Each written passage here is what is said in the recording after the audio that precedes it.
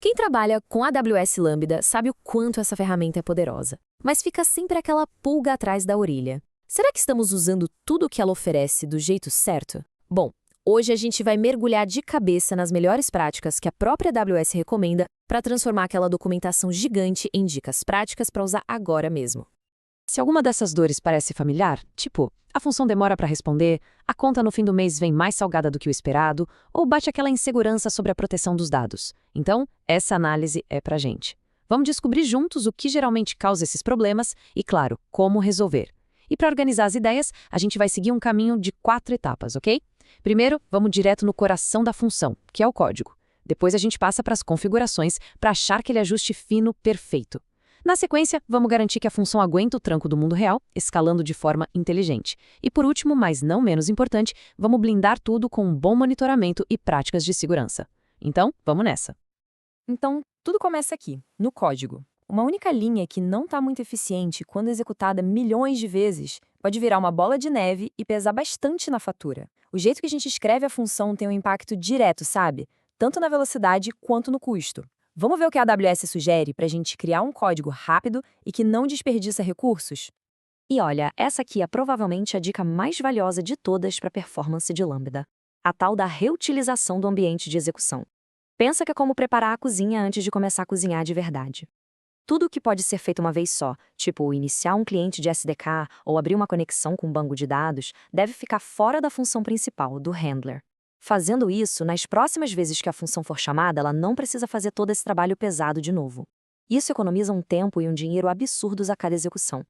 Além dessa questão da reutilização, a AWS bate em outras 3 teclas importantes. Primeiro, sempre usar variáveis de ambiente. Isso deixa o código muito mais flexível, sem precisar chumbar informações direto nele. Segundo, escrever um código que seja idempotente. É um nome chique para uma ideia simples. Se a mesma tarefa chegar 2 vezes por engano, nada de ruim acontece, o resultado final é o mesmo. E por fim, um aviso de amigo. Não dependa de APIs internas, não documentadas do Lambda. Elas podem simplesmente mudar da noite para o dia e quebrar tudo. Ok, escrever um bom código é metade do caminho. A outra metade é configurar a função do jeito certo. Agora a gente vai explorar como achar o ponto de equilíbrio perfeito entre performance e custo, mexendo nos parafusos certos da configuração. E aí vem a grande pergunta, né? Como saber quanta memória uma função precisa de verdade? A resposta para isso está lá meio escondida nos logs do CloudWatch. Cada execução deixa um registro, uma linha de report que tem um campo chamado Max Memory Used. Olhar para esse número é o segredo para não exagerar na dose e pagar por memória que não está sendo usada. É basicamente como pagar por um caminhão de mudança quando só precisava de uma mochila. Puro desperdício. Isso nos leva a um processo bem claro, em 3 passos. Primeiro, olhar os logs para entender o consumo real. Segundo, usar ferramentas que automatizam isso, como o Lambda Power Tuning, que testa várias configurações e mostra qual é a melhor em termos de custo-benefício. E terceiro, fazer testes de carga para definir um timeout que seja seguro, que não vá fazer a função falhar, só porque um serviço externo demorou um pouquinho mais para responder.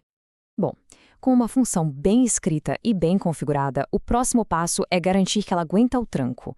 Nesta parte, vamos focar em como lidar com cenários de alto volume, principalmente quando se trata de processar fluxos de dados, que pode ser um baita desafio. O grande desafio quando a gente trabalha com fontes de dados como Kinesis ou DynamoDB Streams é que chamar uma função para cada registro que chega é super ineficiente. Isso gera uma avalanche de invocações, uma atrás da outra, e acaba custando muito mais do que deveria. Mas, para nossa sorte, a AWS tem umas soluções bem inteligentes para isso. A primeira é aumentar o tamanho do lote, ou seja, processar vários registros de uma vez só. Combinar isso com uma janela de lote é ainda melhor, porque o Lambda pode esperar um pouquinho para juntar mais registros antes de chamar a função. E para fechar com chave de ouro, tem a resposta parcial de lote. É genial! Se de um lote de 100 itens só um der problema, o Lambda vai tentar de novo só aquele item específico e não o lote todo. Pensa na economia de tempo e processamento. Certo, função otimizada, escalável. Agora só falta o último pilar para ela estar pronta para a produção. Garantir que a gente consiga observar o que está acontecendo e que ela esteja segura. Vamos cobrir aqui o essencial para ter visibilidade e proteção. No monitoramento, o segredo é ser proativo, não reativo. Em vez de esperar alguém reclamar, o ideal é configurar alarmes no CloudWatch para saber dos problemas antes. Outra dica de ouro é usar o Embedded Metric Format, que é um jeito super eficiente de enviar métricas customizadas sem deixar a função mais lenta. E por último, organize os logs em formato JSON. É como colocar etiquetas em tudo, o que torna a busca e análise desses logs depois infinitamente mais fácil. E na parte de segurança, a regra número 1 é o princípio do menor privilégio, ou seja, a função só pode ter as permissões estritamente necessárias para fazer o trabalho dela, nada mais. Ferramentas como o AWS Security Hub ajudam a ficar de olho nisso. E o Guard Duty Lambda Protection age como um vigia, detectando atividades estranhas como a função tentando se comunicar com um endereço suspeito na internet. Então, para a gente amarrar tudo, se for para guardar uma única ideia de cada parte que a gente conversou, seria esta. No código, inicialize tudo o que puder fora do handler. Na configuração, use a métrica Max Memory Used como guia.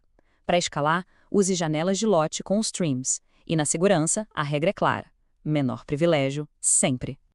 E isso tudo nos leva à pergunta final.